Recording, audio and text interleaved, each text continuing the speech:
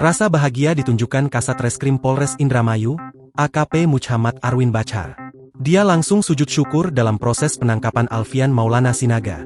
Alfian merupakan polisi yang diduga menjadi pembunuh Putri Apriani, 24. Alfian diamankan di Kabupaten Dompu, Nusa Tenggara Barat, pada Sabtu, 23 Agustus 2025. Tampak dalam video yang dibagikan Tribun Cirebon, saat proses detik-detik penangkapan Alfian, AKP Muhammad Arwin Bachar tak bisa menahan rasa haru dan bahagianya usai timnya berhasil menangkap Alfian di sebuah saung. Masih berada di saung yang sama, usai membekuk Alfian, AKP Muhammad Arwin Bachar pun langsung sujud syukur. Pria yang mengenakan kaos dan celana pendek itu melakukan sujud syukur tepat di belakang Alfian dan timnya yang sedang memborgol pelaku. Pelaksana Harian Kabid Humas Polda Jabar, Kombes Pol Irfan Nurmansyah saat dikonfirmasi membenarkan penangkapan Alfian tersebut. Yang bersangkutan sudah ditangkap, ujar Kombes Pol Irfan Nurmansyah.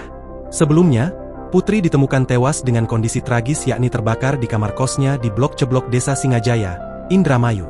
Diketahui, pengungkapan kematian Putri menjadi sorotan banyak pihak. Walau dengan petunjuk yang minim, polisi berhasil melacak dan menangkap Alfian saat melakukan pelarian.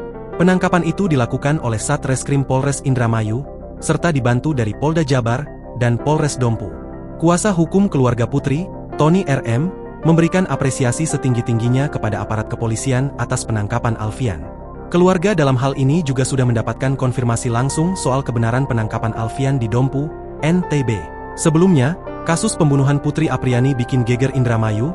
Korban ditemukan tewas di dalam kamar kosnya di Blok Ceblok Desa Singajaya, Kecamatan Kabupaten Indramayu pada Sabtu, 9 Agustus 2025. Kondisi jenazah Putri yang janggal langsung menghebohkan warga.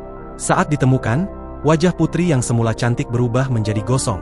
Warga pun berasumsi korban tewas karena dibakar.